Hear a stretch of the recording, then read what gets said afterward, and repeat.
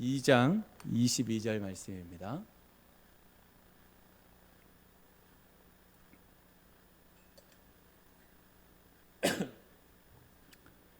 요한복음 2장 22절 개역 개정 성경으로 읽겠습니다. 죽은 자 가운데 살아나신 후에야 제자들이 이 말씀하신 것을 기억하고 성경과 예수께서 하신 말씀을 믿었더라. 아멘. 네, 지난 주간에 생명의 삶 공부를 하는데 어떤 목사님이 교통사고가 났다고 이렇게 얘기하는 거예요. 그래서 제가 놀래서 어떻게 된 거냐 이렇게 물어봤더니 여기 도심역 앞에고 삼거리 그 혜태 아파트에서 내려오는 그 거기 길이 1차로 이렇게 돼 있고 올라가는 길이 이제 옆으로 이제 또 있는데 그 한 차로밖에 없어서 이렇게 오는데 그 앞에 폐지 줍는 할아버지가 이렇게 지나가고 있더래요. 그래가지고 이제 피해서 이렇게 가는데 뒤에서 뭔가가 와가지고 탁 들이박았다는 거예요. 그래가지고 차가 이제 많이 손상이 이제 입었는데 내려서 이렇게 보니까 80 넘은 할아버지가 그 차를 이제 들이박은 거예요. 그래가지고 내리면서 이 생각이 어떡하지? 이 생각이 있었대요. 왜 그랬을까요? 저 할아버지 보험은 있을까? 보험이 없어 복잡해지니까. 그런데 할아버지하고 이제 얘기를 하다 보니까 보험도 다 있고 그 할아버지가 이렇게 말하는 거야. 아이고 선생님 미안한데 아이고 이렇게 내가 차를 이렇게 박아서 혹시 차에 문제 있으면 이번에 다 고치라고 그렇게 말해 주더래요. 그래가지고 마음이 더 이렇게 좋아진 거죠. 그래가지고 얘기를 이렇게 하면서 하나님 참 감사하다. 하나님께서 이런 상황 가운데도 또 이런 분들을 만나게 하시고 또 대화하면서 감사하다고 또 계속 이렇게 얘기를 했다는 거예요. 마음이 힘들 수 있는데 감사로 표현할 수 있어서 감사했다고 그런 얘기를 하시더라고요. 그래서 제가 이렇게 느껴봤어요. 생각을 해보면서 어떻게 그런 상황 속에서 감사가 이렇게 나올까? 내공이 있는 분이라서 그럴까? 그 내공이 있든 없든 힘든 일은 힘든 일이잖아요. 그런데 제가 가만히 우리가 그래도 감사 나는 훈련을 한 지가 벌써 3년, 4년 이렇게 되어 가는데 그게 우리 안에 녹아져 있구나. 어떤 상황과 여건 가운데서도 감사의 말이 이렇게 나와버리는구나. 그런 생각을 하게 됐습니다. 여러분 삶 속에 분명히 힘들고 어려운 일들이 있겠죠. 요즘 삼고 그래가지고 힘들다 그러잖아요. 삼고가 뭔지를 모르겠지만 하여튼 물가도 올라가고 금리도 올라가고 뭐도 올라가고 다 힘들다 그래요. 그래 힘들고 어려운 가운데서 여러분 감사를 꼭 찾으셔서 감사의 삶을 사시기를 주님의 이름으로 축복합니다. 감사할 수 있는 게 왜 그럴까? 다시 한번 생각해 봤더니 그분에게 뿌리 깊은 신앙이 있다라는 생각을 했어요.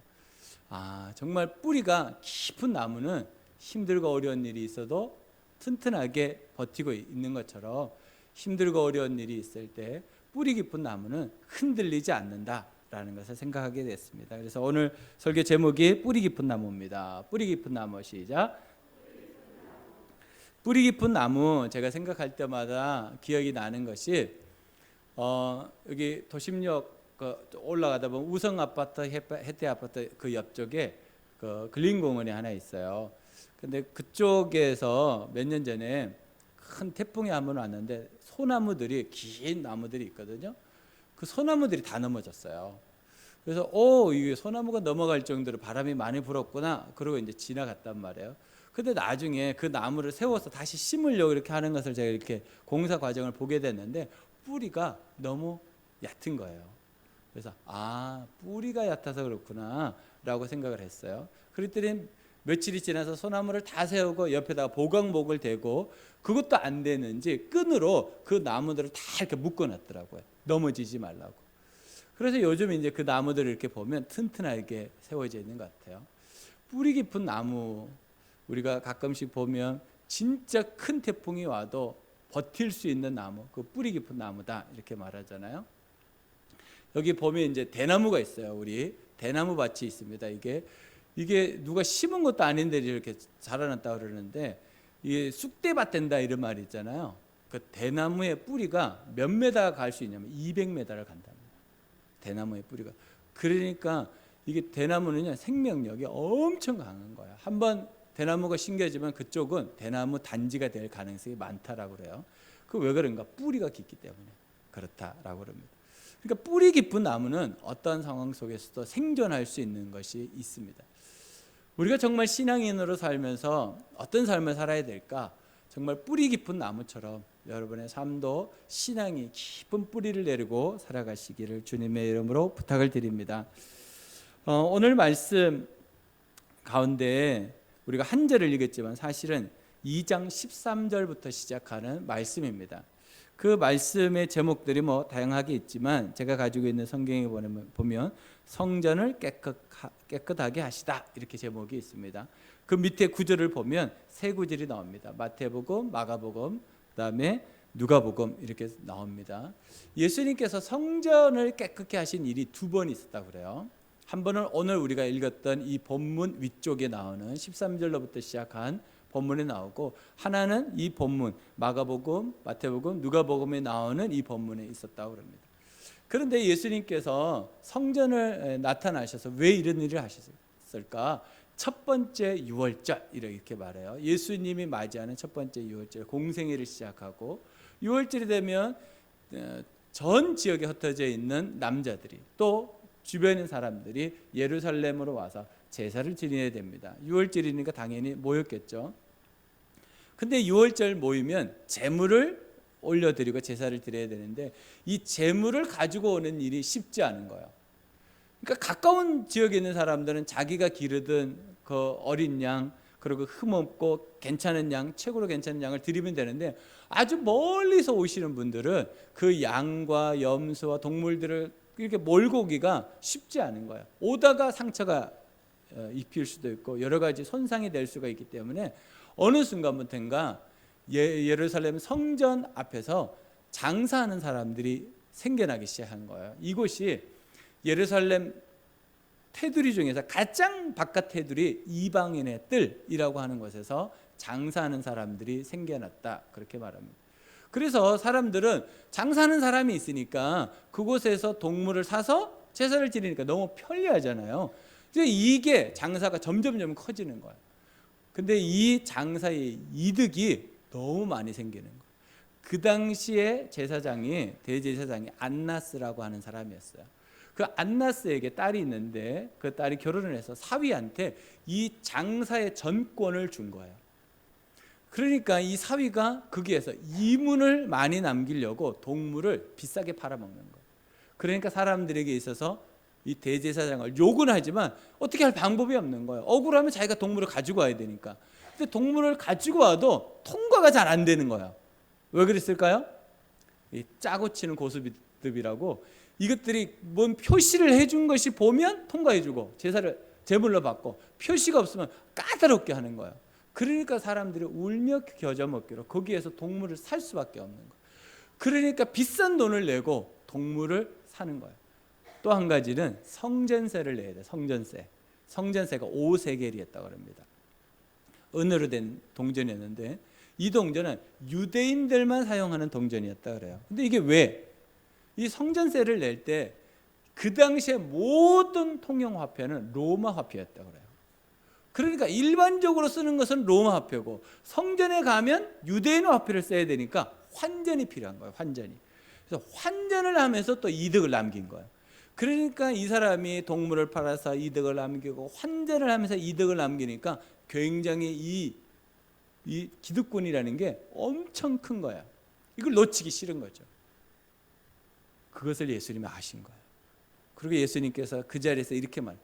이곳은 내 아버지의 집이다. 그러면서 화를 내십니다. 상을 띄어먹고 어떨 때는 채찍을 만들어서 때리시고 동물들을 가지고 나가라 이렇게 말하기도 하시고, 이렇게까지 화내신 적이 없습니다.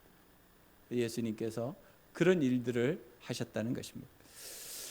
왜 이렇게 하셨을까? 예수님께서. 그리고 예수님께서 이렇게 말합니다. 저 성전을 바라보면서 내가 저 성전을 3일 만에 다시 세울 수 있다. 이렇게 말하니까 사람들이 뭐라고 말하냐면 이보시오, 말도 마시오. 이 성전이 지금 46년째 지어지고 있는, 아직도 완공이 안 됐는데 그게 무슨 말이오? 어떻게 3일 만에 이것을 허무는데도 3일 이상 걸리겠다. 근데 그것을 3일 만에 다시 재건축한다? 말도 안 된다. 그 예수님께서 그 말씀을 하시고 난 다음에 자기 마음으로, 그리고 제자들에게 하신 말씀이, 이것은 성전을 빗대어서 내가 죽었다가 3일 만에 부활할 것에 대해서 이야기한 것이다 라는 거예요. 그리고 오늘 22절 말씀이 딱 나오는 겁니다. 그러고 난 다음에 시간이 흘러서 예수 그리스도께서 진짜 죽으시고 3일 만에 부활하셔서 부활하신 이후에 제자들을 만나 주셨어요.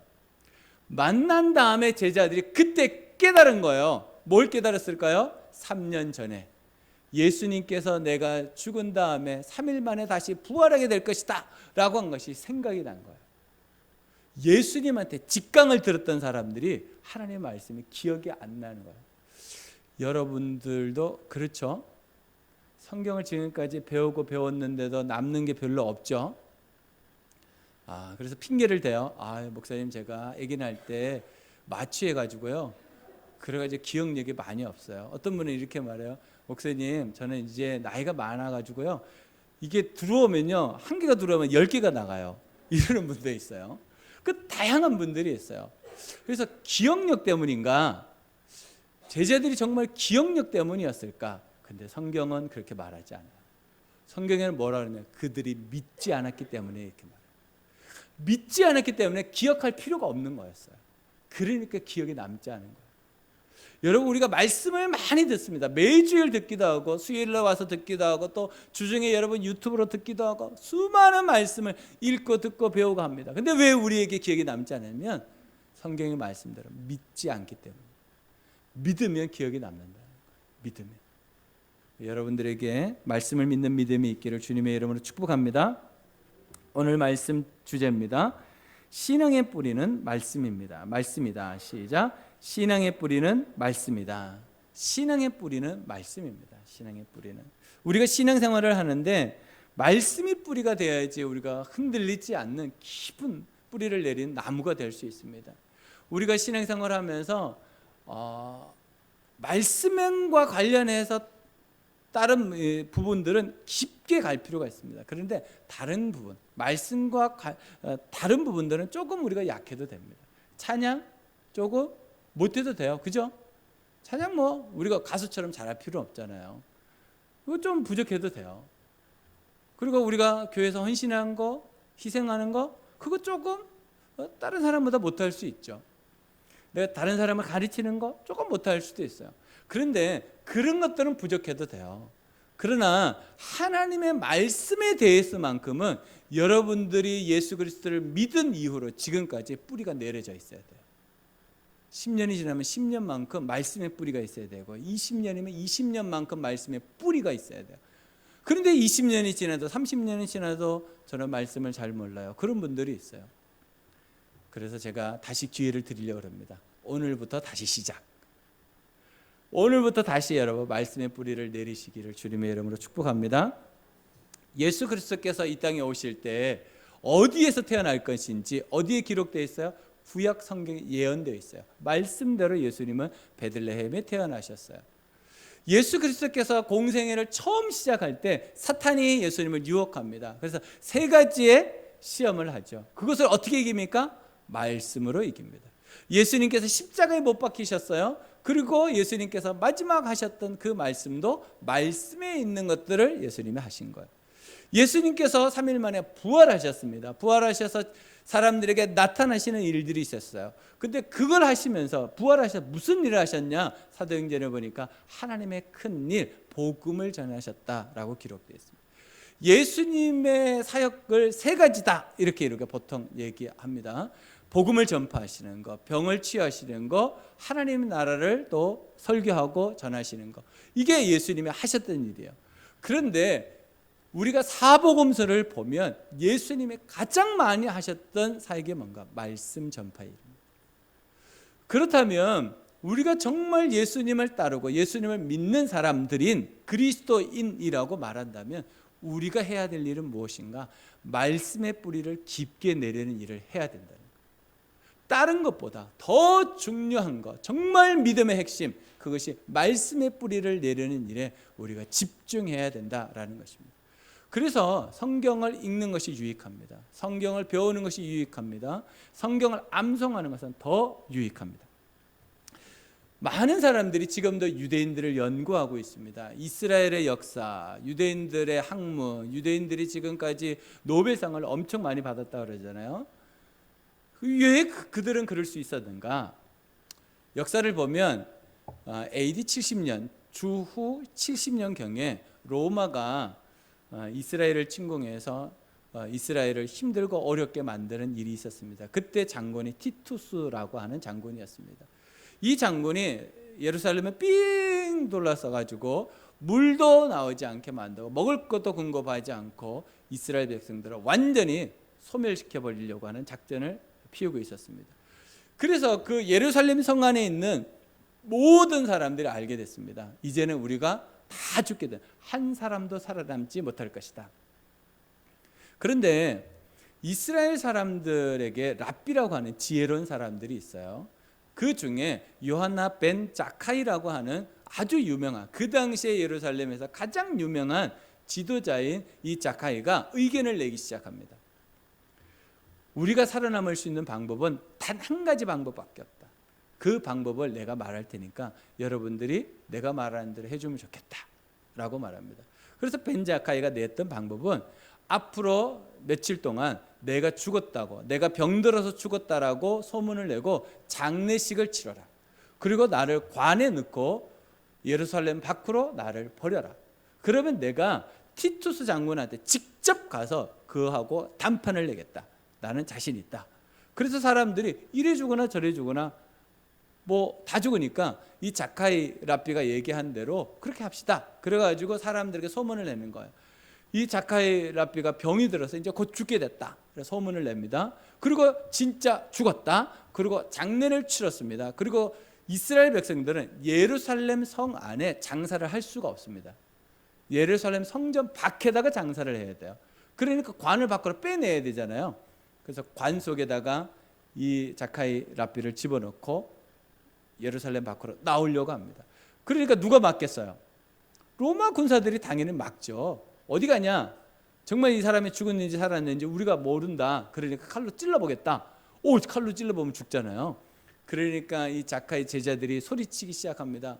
우리 스승님이 죽은 것도 우리가 아쉽고 슬픈데 그 시신에다가 상처를 낸다는 것은 우리가 도저히 용납한, 우리 전통에는 그런 것이 없다. 막 화를 내고 막 싸워가지고 결국에는 손상 없이 나오게 된 거예요. 그리고 티투스 장군한테 이 자카이가 기어코 찾아가서 단판을 내는데 이렇게 했답니다. 당신이 계획을 세우고 있는 거 다 한다. 그리고 당신이 앞으로 황제가 될 사람 같다. 당신의 그릇이 큰 것 같다. 그러니까 내가 부탁하는 건 한 가지만 들어달라. 그러니까 이 사람이 황제가 된다 그러니까 마음이 붕 떴어요. 황제가 될 수 있는 게 뭐냐면 이 사람이 그 당시에 황제 아들이었어요. 그러니까 황제가 될 수 있어요. 근데 황제가 아무나 뭐 또 되는 것도 아니잖아요. 근데 황제가 된다 그러니까 마음이 막 이렇게 올라갔어요. 그래서 뭘 부탁하냐 얘기해봐라. 그랬더니 한 가지만 하면 된다. 예루살렘 성전 안에 작은 학교 하나가 있다. 그 학교는 무너뜨리지 마라.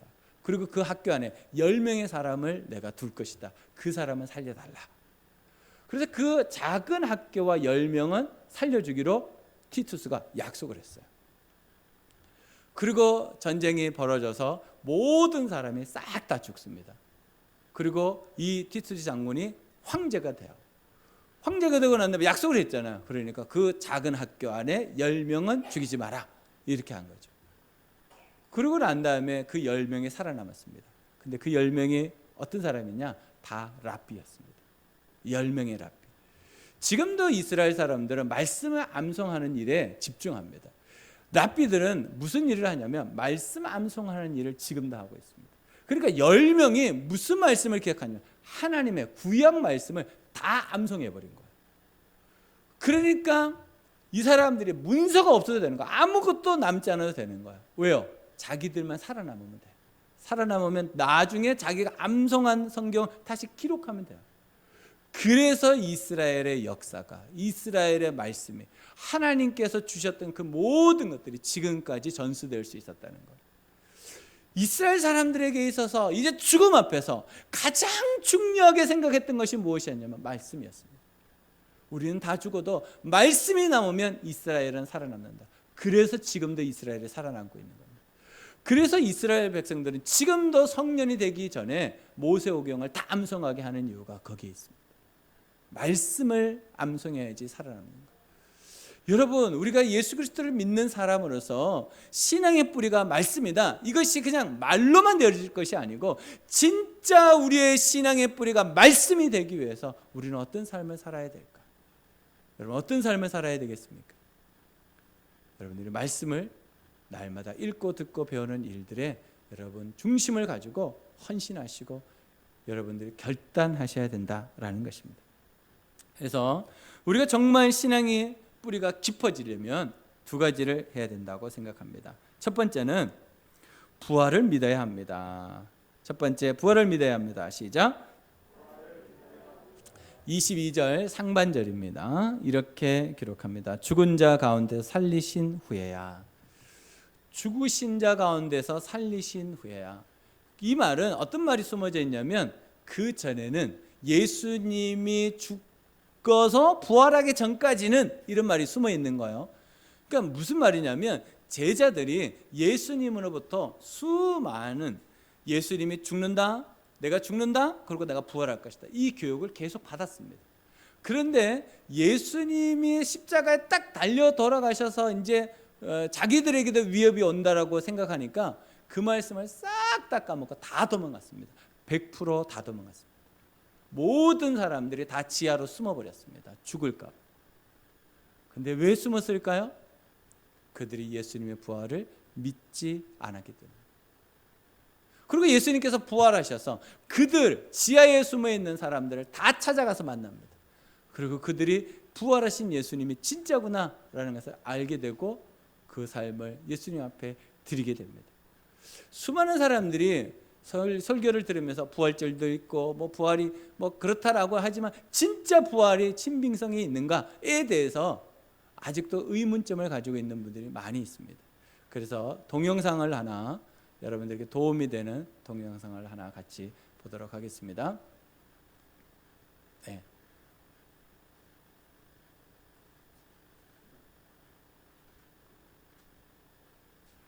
네, 이 영상은 5분 정도로 된 건데요.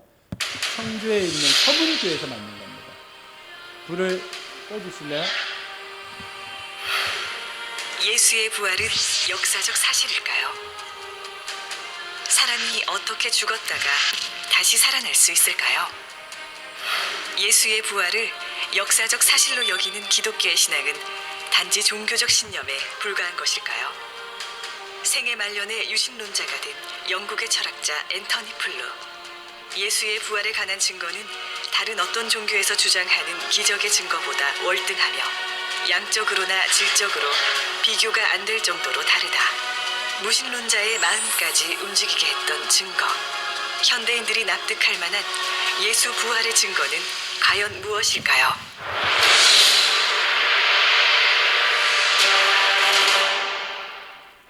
기원 후 1세기 고대 로마의 사형 방법 중 하나인 십자가형.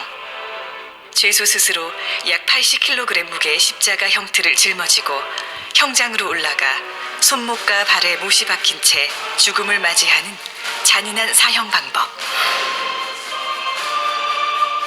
예수는 로마 제국을 위협하는 인물로 고발되어 빌라도 총독에 의해 십자가형에 처해진 후 예루살렘에 있는 무덤에 묻혔습니다. 역사가 타키투스의 연대기 15권 44장 2절에도 빌라도 행정관에 의해 처형된 예수의 기록이 존재합니다. 부활을 믿지 않는 저명한 신약학자 게르트 르데만 역시 예수가 십자가에서 죽은 것은 논란의 여지가 없다라고 인정합니다.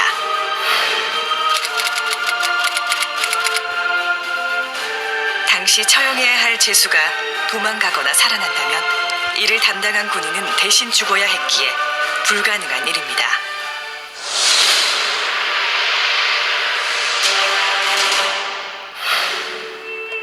예수가 죽은 지 사흘째 되는 날 새벽, 그의 무덤은 빈 상태로 발견되었습니다.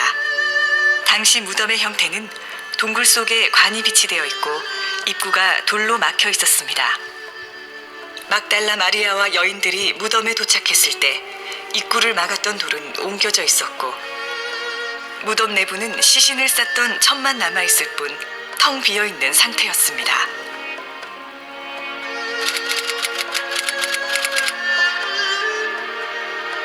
로마 병사들이 예수의 무덤을 지키고 있었기 때문에 시신을 훔쳐가는 것은 불가능했습니다. 유대인들은 시신을 중요시했기 때문에 유대인들이 스승의 시신을 훔쳤다는 주장도 설득력이 약합니다. 만약 거짓 소문이 퍼지도록 바랬다면 빈 무덤을 처음 발견한 이가 여자라고 기록하지 않았을 것입니다. 유대 사회에서 여자의 사회적 지위는 굉장히 낮았으며 여자의 말은 믿을 수 없는 것으로 치부되었기 때문입니다. 저명한 종교 철학자이자 변증가 게리 하버마스, 예수의 빈 무덤에 대해 씌어진 2200여 개의 문헌을 조사한 결과 75%의 학자가 예수의 빈 무덤을 역사적 사실로 받아들인다고 주장하였습니다.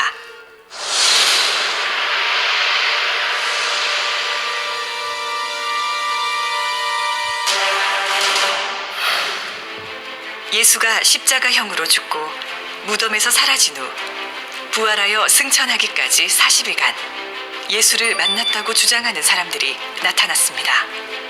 만약 제자들 중 몇 사람만이 예수의 부활을 주장했다면 그들은 미친 사람 취급을 받았을 것입니다. 하지만 예수를 목격한 사람은 500명이 넘었습니다. 그 일 이후 흩어졌거나 몸을 숨겼던 예수의 제자를 비롯하여 예수를 미워했던 사람들조차 그의 부활을 전하는 일에 목숨을 걸기도 합니다. 그 결과 교회가 출현하게 되었고 불과 20-30년 안에 기독교는 폭발적인 부흥을 맞이합니다. 로마를 비롯한 광범위한 지역에서 수많은 사람들이 예수를 하나님의 아들로 믿게 되었습니다. 이것은 다수의 학자가 인정하는 역사적 사실입니다. 하나의 역사적 사건이 입에서 입으로 전해져 전설의 경향성을 보이는데 두 세대는 너무나 짧은 기간이라고 합니다. 그러나 신약 성경은 예수의 죽음과 부활 후 18년에서 60년 사이에 기록되었습니다. 신화가 발생될 시간적 여유가 없었으며 60년 이내에 벌어졌던 실제 사건이 그대로 기록되었다고 봐야 할 것입니다. AD 30년경 로마 제국의 통치하에 있던 작은 나라에서 반역자로 처형당한 예수는 죽음 후 많은 이들에게 부활한 모습으로 목격되었고 그를 믿지 않던 이들조차 예수가 하나님의 아들임을 믿게 되었습니다. 예수의 부활은 실제 일어났던 역사적 사건입니다. 이제 여러분이 부활한 예수를 만날 차례입니다.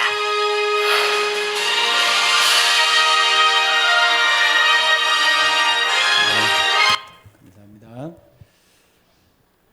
부활은 사실이고 역사입니다. 그래서 우리가 그 부활에 대해서 도마와 같지 않았으면 좋겠다라는 생각을 합니다. 예수님께서 도마에게 나타나셔서 하셨던 말씀이 무엇입니까? 네가 본 거로 믿느냐?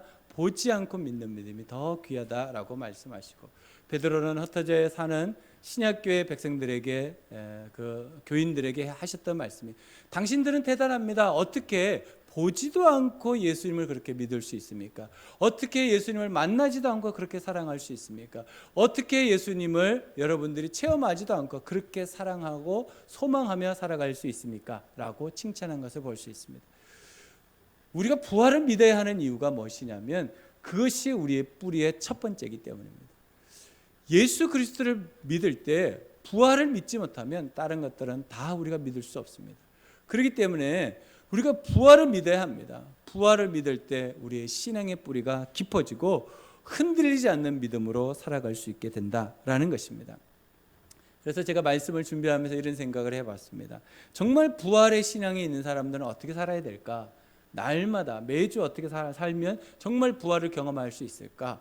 그래서 이번 주부터 우리 모든 성도들 이렇게 하면 좋을 것 같습니다. 이 인생에게 있어서 가장 절망이 뭡니까? 죽음이죠. 죽음. 그렇죠?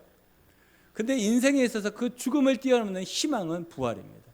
그래서 여러분들이 마음 가운데 혹시 고민이 있고 걱정이 있고 염려가 있고 절망이 있고 낙심이 있고 어떻게 살아야 되나 막막한 그 상황 가운데서 이 생각을 하시면 좋겠습니다. 예수님도 3일 동안만 절망 가운데 있었으니까 우리도 3일 동안만 하자. 4일은 반칙입니다. 3일 동안만 하자. 3일 동안만. 내가 걱정하고 염려하는 거 3일만 하자. 3일 동안 뭘 하느냐면 기도하면서 하나님께서 주실 응답을 기대하는 겁니다. 그리고 3일 있다가 부활의 그 놀라운 희망을 경험하게 될 것입니다. 이번 한 주간 동안 여러분들에게 있을 힘들고 어려운 일들 가운데 이 부활을 믿으면서 3일 만에 부활하셨던 그 예수님께서 내 인생을 바꾸어 주신다라고 하는 이 삶을 여러분 꼭 믿으시고 승리하시기를 주님의 이름으로 축복합니다. 두 번째는 우리가 어떻게 하면 뿌리 깊은 나무로서 신앙의 삶을 살아갈 수 있을까? 예수님의 말씀으로 믿어야 합니다. 예수님의 말씀으로 믿어야 합니다. 시작. 22장 하반절에 이렇게 기록하고 있습니다. 제자들이 이 말씀하신 것을 기억하고 성경과 예수께서 하신 말씀을 믿었더라. 예수님께서 부활하셔서 제자들에게 나타나셨습니다. 그리고 난 다음에 이들이 기억을 하게 된 거예요. 그 전까지는 이들이 믿지 않았다는 거예요. 예수님이 부활하신다라고 하는 그 사실을 지금까지 경험해 본 적이 없기 때문에, 지금까지 한 사람도 누군가가 부활에 대해서 얘기해 준 적이 없기 때문에 그것을 나눠본 적도 없어요. 그에 대해서 깊게 생각해 본 적도 없어요. 그러니까 예수님께서 말씀하셨던 그 부활을 기억하지 못하고 사는 것은 너무나 당연해요. 우리도 동일할 수 있습니다. 성경을 통해서만 예수님이 부활하셨다는 것을 알지 정말 예수님이 부활하셨다는 걸 우리가 어떻게 믿어요? 이런 동영상 하나 가지고 우리가 설득이 될까요? 되는 분도 있겠지만 그럼에도 불구하고 힘든 일이 있으면 정말 예수님 부활하신 거 맞아? 정말 예수님 날 도와주시는 거 맞아? 흔들릴 수 있다는 거예요. 이 기억을 도와줄 수 있는 세 가지의 방법이 있다라는 거예요. 그래서 첫 번째, 기억을 좋게 하려면 경험하면 됩니다. 경험하면 기억이 오래 남습니다.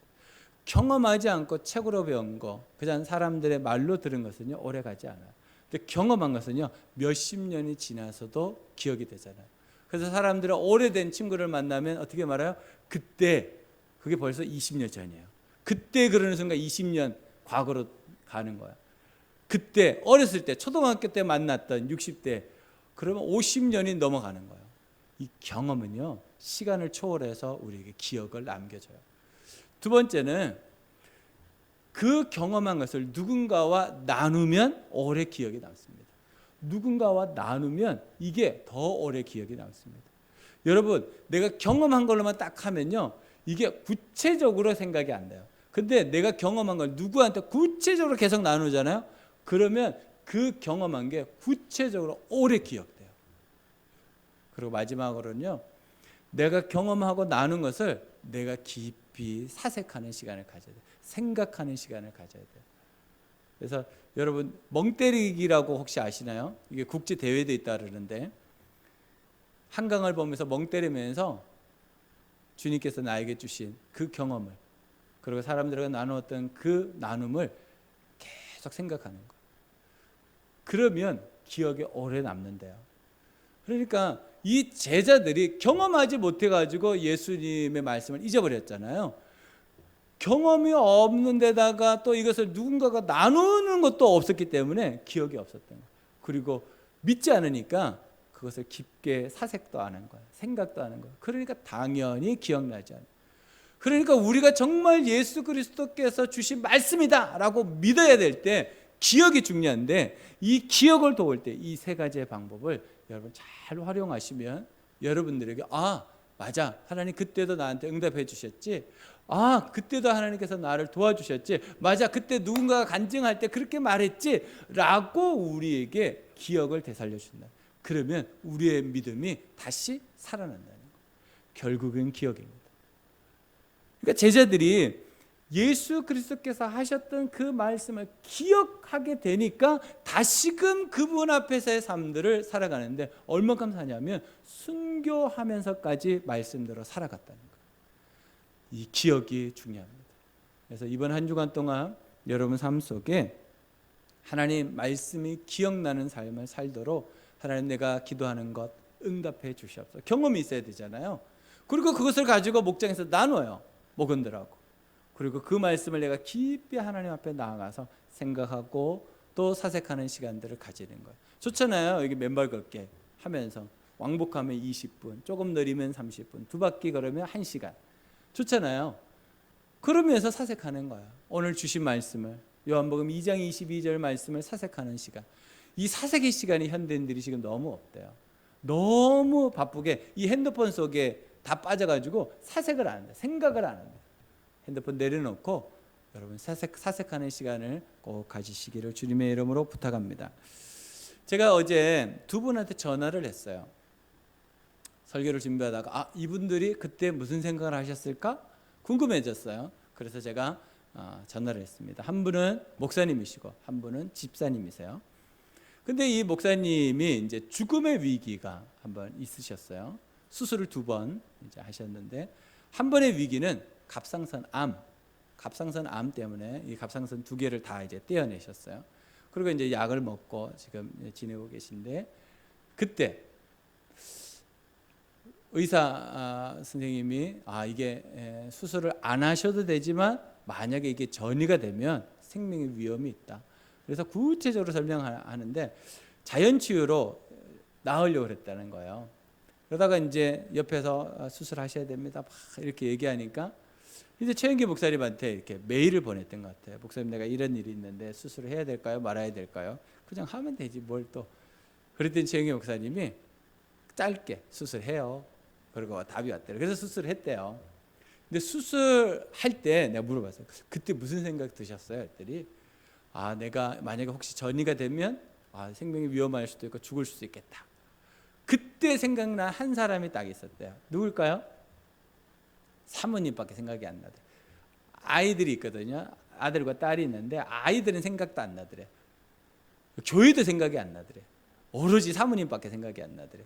그리고 내가 죽는 것은 괜찮은데 나는 일찍 천국 가니까 너무 좋은데 우리 집사람 어떡하지? 나만 바라보고 살았는데 불쌍하더래요. 그 사모님이 그렇게 생각이 나더래요. 그런데 이제 수술하고 난 다음에 이제 괜찮아졌어요. 근데 이 수술 후유증으로 부정맥이 온 거예요. 그래가지고 이제 또 이게 이제 조금 위험한 그런 상황이어가지고 아산에 병원에 가가지고 진료를 받다 보니까 이게 이제 수술이 위험하니까 지금까지 한 번도 해보지 않은 실험을 하기 위해서 남겨놓은 수술이 있대요. 그래가지고 실험 대상이 된 거예요. 그게 되면 10분의 1만 내도 된다 그래가지고 그걸 선택을 하셨대. 사인하셔가지고 그걸 지금 하고 계신데 지금 굉장히 많이 좋아지셨다. 근데 그걸 하면서도 사모님밖에 생각이 안 나더래. 우리 집사람 내가 죽으면 어떡하지? 그 생각이 나더래. 그래서 그러셨구나. 그리고 내가 한 집사님한테 또 전화를 했어요. 집사님 그때 이렇게 시술을 하고 막 이렇게 하셨는데 그때 무슨 생각이 나셨어요? 그때 나는 아무 생각이 없는데 생각도 없고 기억도 없고 막 그래. 그래도 집사님 그때 그래가지고 그게 부정맥이 오고 막 그러면 위기가 있고 막 그러지 않았어요? 그래서 의사가 그랬다는 거야. 이거 뇌졸중이 올 수 있는데 뇌졸중이 오면 반신불수가 될 수 있다. 그런 얘기를 했다 그러고 만약에 시술이 잘못되면 이거 언어를 사용하지 못할 수도 있고 몸이 이렇게 못 쓸 수도 있다. 그런 얘기를 했다 그래. 그래서 이것 때문에 우리 딸이 이거 힘들겠는데 그런 생각은 하셨던 것 같아요. 근데 죽음까지는 아니셨다 그래가지고 그러셨구나. 그리고 이제 전화를 이제 끊고 제가 이제 가만히 생각을 해봤어요. 우리가 정말 죽음 앞에 섰을 때 뭐가 딱 남을까? 여러분 죽음 앞에서 뭐가 딱 남을까요? 뭐가? 그래서 제가 지금까지 교회를 섬기면서 죽음 앞에 서셨던 분들을 다시금 떠올려 봤어요.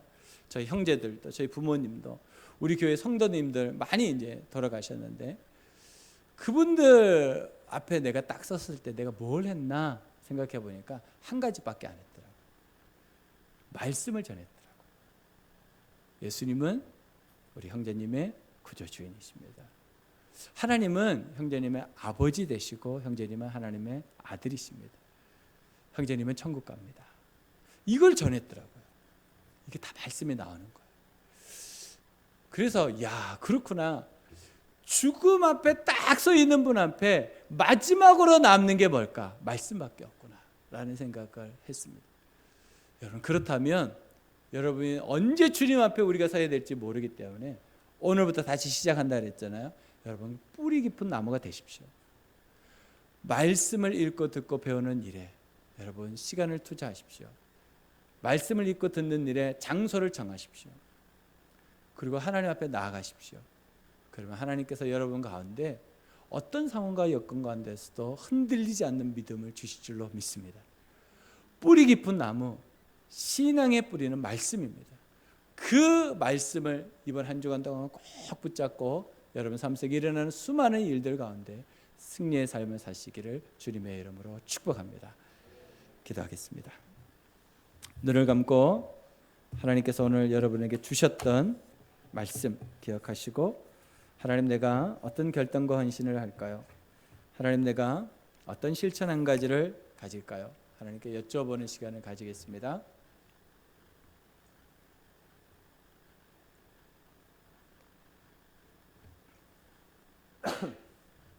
자, 이제 눈을 뜨시고 주보나 설교 노트에 여러분 결단과 헌신 기록하시고 실천 한 가지도 기록해 보시기 바랍니다.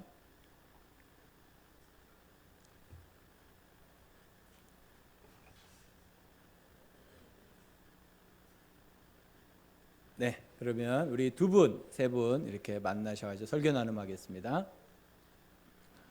네, 처음 오신 분들도 있기 때문에 여러분들 좀 섬겨주시면 좋을 것 같습니다. 네, 우리 설교 나눔하겠습니다. 두 분, 세 분. 네, 오늘 주셨던 말씀 가운데